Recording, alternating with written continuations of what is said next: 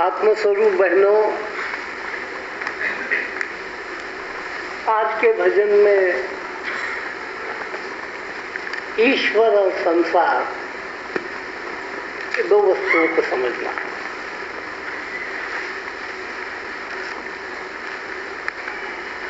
ईश्वर जो करता है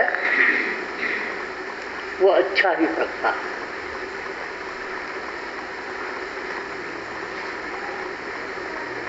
संसार जो करता है वो कुछ अच्छा करता है, कुछ बुरा करता है।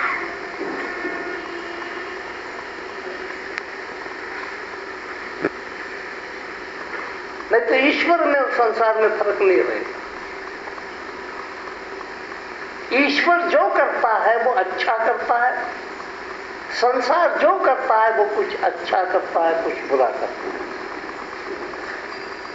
क्योंकि संसार में भी ईश्वर का थोड़ा सा हिस्सा है, अंश है।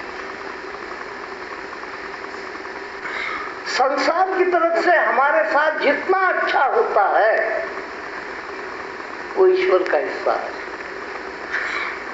आपका कोई रिश्तेदार है, आपके दो रिश्तेदार हैं। एक रिश्तेदार है आपके साथ अच्छा करता है, वो उस रिश्तेदार की तरफ से नहीं होता है, वो ईश्वर की तरफ से होता है।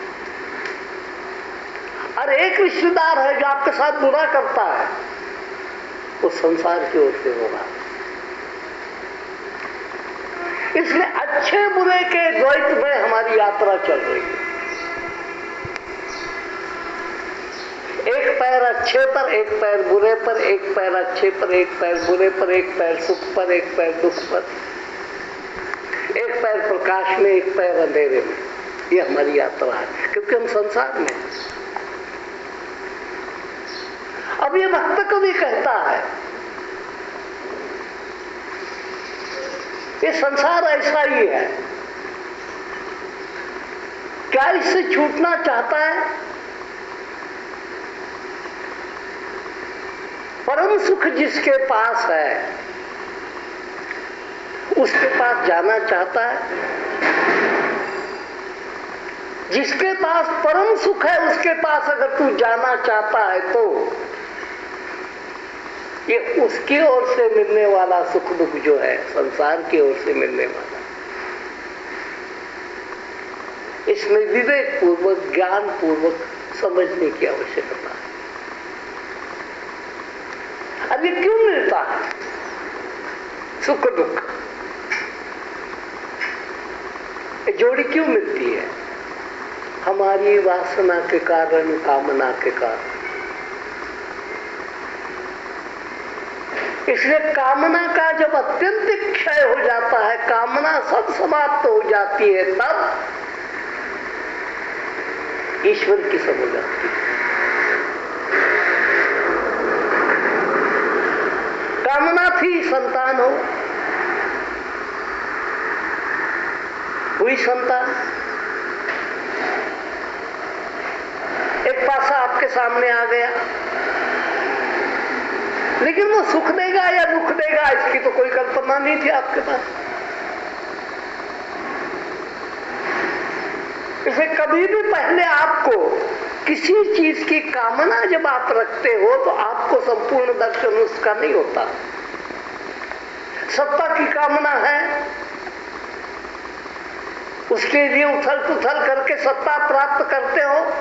सत्ता में बैठने के बाद ही पता लगता है कि इसके पीछे बहुत से कांटे हैं भाई, बड़े दुख है इसके पीछे।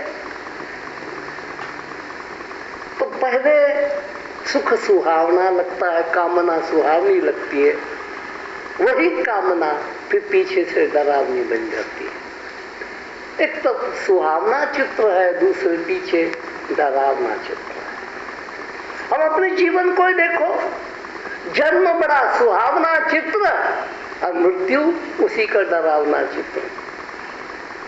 मैं ही जन्मा हूं ना, मैं ही मरूंगा ना। हर व्यक्ति को ये बोध हो जाए कि जन्म का सुहावना चित्र मेरे पास है, लेकिन इसके दूसरे पास ही क्या है? अब मृत्यु का डरावना चित्र भी है। अगर ये जन्म का ही सुहावना चित्र मैंने नहीं मांगा होता तो ये मृत्यु का डरावना चित्र भी मुझको प्राप्त नहीं। इसमें परमात्मा का कोई कसूर नहीं। वासना हमारी, कामना हमारी, मांग हमारी, परमात्मा का इसमें क्या दोष है? इसलिए तत्वज्ञानी पुरुष सारे संसार को देख करके जागृत होता है और यहां तक पहुंच जाता है, कुछ मांगो ही मत। जो भी मांगोगे पदार्थ संसार का ही होगा ना।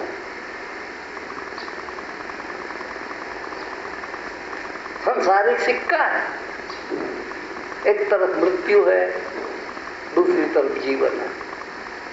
एक तरफ सुख है, दूसरी तरफ दुख है। एक तरफ संताप है, एक तरफ शांति है। यही तो सिक्का है।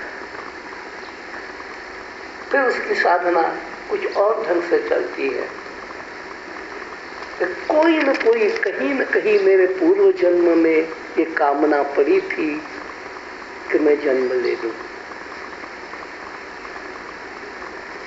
ऐसे जन्म नहीं हुआ है, कहीं न कहीं कोने में ये कामना पड़ी थी कि मैं जन्म ले लूं।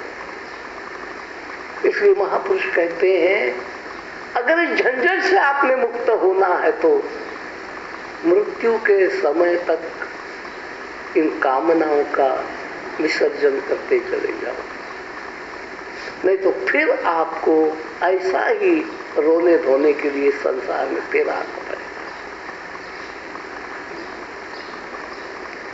अब आया तो हूं, अब उसके पास पूरा विश्वास होना चाहिए कि वो गलत नहीं करता।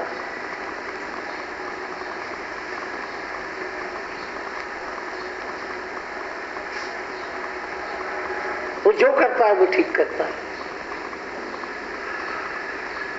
उसने कभी गलत करना ही नहीं है। ये जब भान हो जाता है तो आपकी एक और यात्रा शुरू हो जाती है। ईश्वर कुछ भी गलत नहीं करता।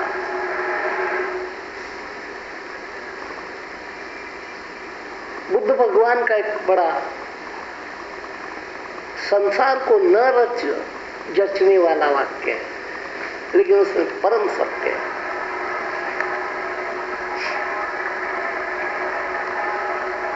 एक स्त्री भर जवानी में विधवा हो गई, 16 साल की कन्या 8 दिन के बाद विधवा हो गई। बुद्ध भगवान के पास आए, महाराज क्या इंसाफ है ये परमात्मा का, क्या न्याय है?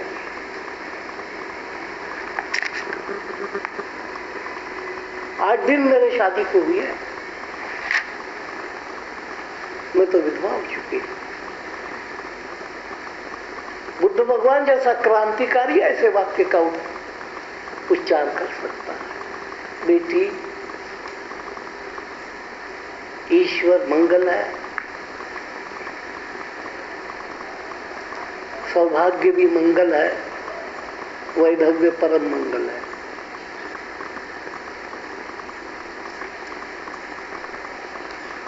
वो कहती क्या कह रहे हो? वैधव्य को परम मंगल कैसे कहते हो? विधवापन को परम मंगल कहते हो? कि हाँ, ये परम मंगल है। ईश्वर के प्रति जाने के लिए, महाबोध के प्रति जाने के लिए रास्ते में अब तेरे कोई रुकावट नहीं ना। नहीं तो बहाना खोजती कि मैं कैसे जाऊं, मेरे पति है, कैसे जाऊं, मेरे बच्चे हैं। तो परमात्मा ने तेरे लिए तो रास्ता साफ कर दिया है। अब तू न जाना चाहे तो तेरी मर्जी है, उसमें कुछ भी अमंगल नहीं किया, वो सदा ही मंगल करता है। अब उस परमात्मा की कृति का उपयोग करना, इस्तेमाल करना हमको नहीं आता। ये हमारी कमी है। दुख से हम सीख नहीं पाते, सुख से भी हम सीख नहीं पाते। अरे सुख दुख दोनों ही गुरु बन करके हमारे ज्ञान में वृद्धि करने के लिए हमारे पास आते हैं। ये दो ही तो चीज है संसार में, सुख और दुख, सुख और दुख। सुख आया सीखो, दुख आया सीखो, आपके ज्ञान में वृद्धि होगी। ये क्यों आया, मेरे जीवन में क्यों आया, ये सुख भी मेरे जीवन में क्यों आया, दुख भी मेरे जीवन में क्यों आया, कोई न कोई कारण होगा। इसका बोध जब मनुष्य को हो जाता है तो परमात्मा की मनुष्य को ट्रेनिंग देने की एक योजना है सुख दुख, लेकिन हम उससे शिक्षा नहीं लेते क्योंकि हम सावध नहीं होते, गाफिल हो जाते हैं। सुख आने पर भी गाफिल हो जाते हैं, दुख आने पर भी गाफिल हो जाते हैं। लेकिन वो सुख क्या कहना चाहता था मेरे को, कौन सा उपदेश देना चाहता था, कौन सा बोध सुख देना चाहता था, इसकी तरफ हमने ध्यान नहीं किया। वो कुछ बोध देने के लिए गुरु बन करके आया, फिर उसने जितना अपना पीरियड लेना था वो ले लिया। फिर दूसरा मास्टर आया। आप स्कूल में भी देखते हो, कॉलेज में भी देखते हो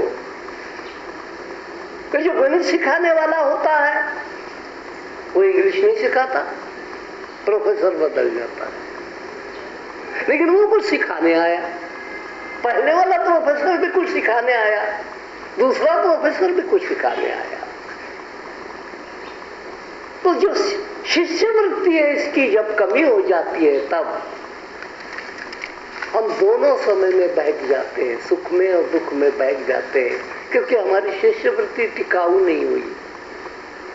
जब हमारी शिष्यवृत्ति टिकाऊ हो जाती है तो हम तटस्थ होकर के, न्यूट्रल होकर के, उसको गुरु समझ करके, ये मान दे करके कि दुख साहब आप हमको क्या सिखाने आए हो, हम उसको सीखने को तैयार हैं। फिर उस आदमी की यात्रा आगे चलती है। सुख और दुख दोनों गुरु है इस संसार में, और वो हमको कुछ सिखाने आते हैं, हम सीखने को तैयार नहीं होते क्योंकि हम गाफिल होते हैं। सुख जब आता है तो क्या सिखाता है कि आपने औरों को भी सुखी करना है।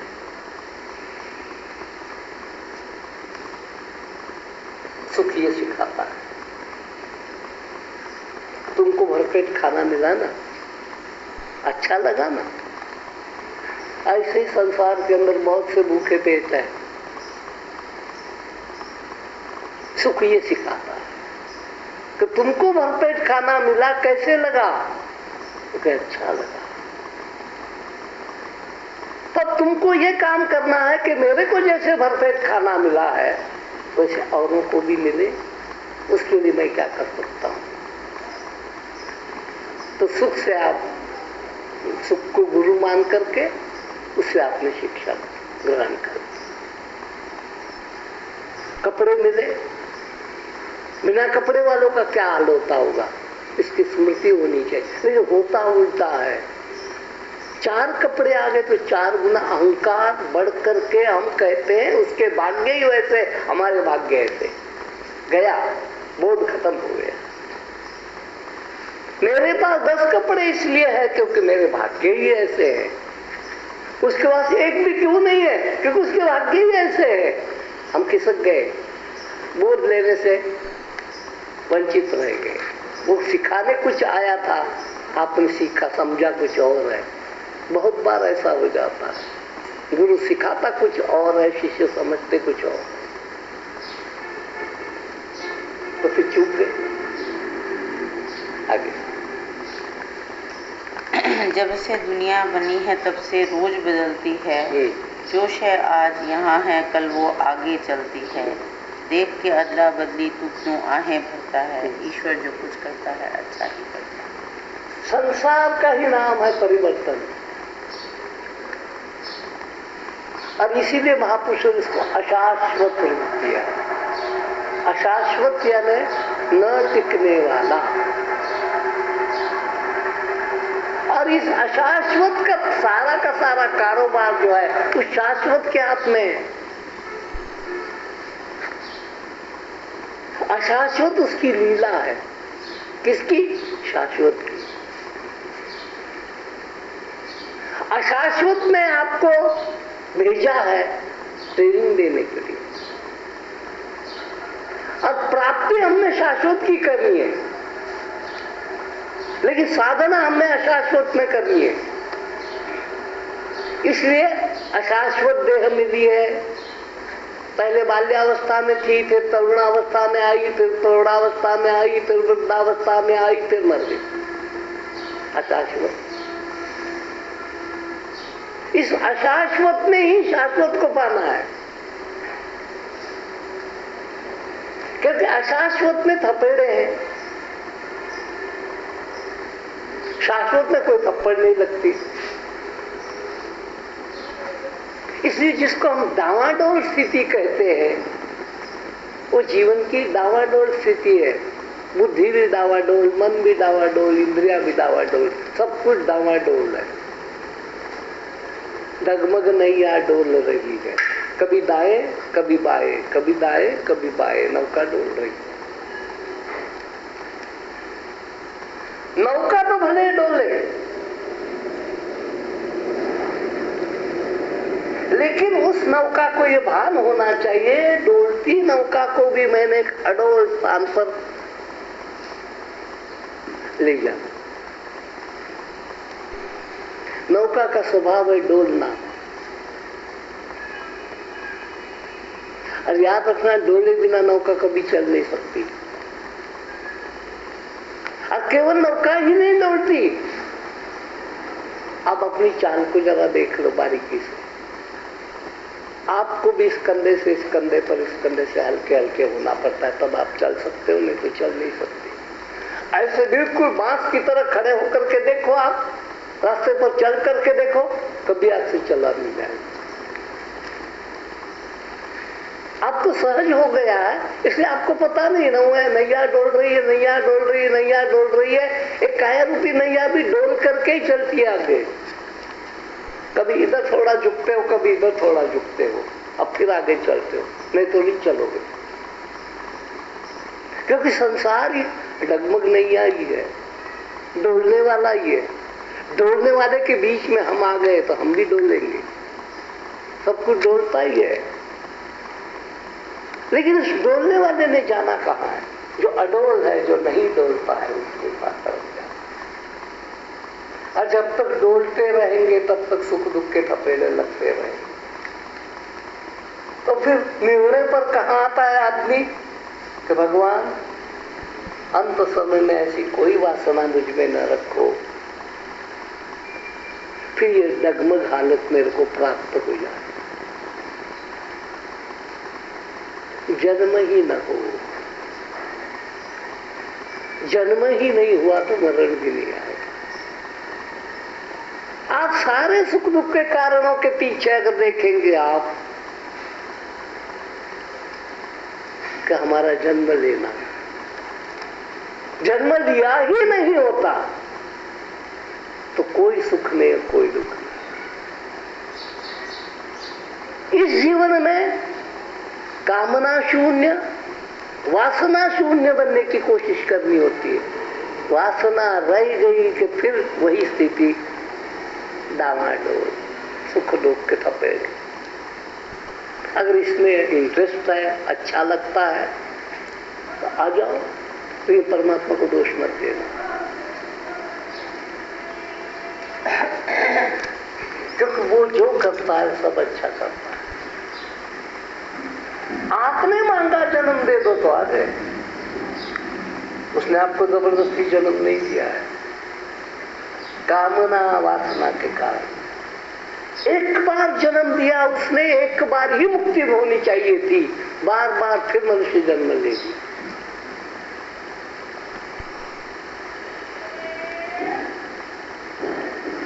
तो जैसे कोई मूड विद्यार्थी उसी क्लास में बार बार बैठता है, लेकिन जो मूड नहीं होगा उस क्लास से बाहर हो जाता है। पास हो गया, बाहर निकल गया, अब उस क्लास में क्यों आएगा बार बार? तो ये जो मनुष्य जन्म का क्लास है, इसमें हम बार बार कैसे आते हैं कि हम फेल हो जाते हैं। जब आप फेल हो गए, चौथी में फेल हो गए, तो फिर चौथी में बैठोगे, पांचवी में नहीं जाओगे। पांचवी में फेल हो गए तो फिर पांचवी में आना पड़ेगा, छठवीं में नहीं जाओगे। तो ये सिद्ध करता है कि हमारी कामना ने हमको फेल कर दिया और उसी के उसी क्लास में हम बैठे रहे, अंत तक हम पहुंचेंगे। इसलिए जब परमात्मा, मुक्ति इसी का नाम है, वासना से मुक्ति हुए बिना किसी को भी मुक्ति नहीं मिल सकती। और गीता में 3 प्रकार की वासनाएं बताई है।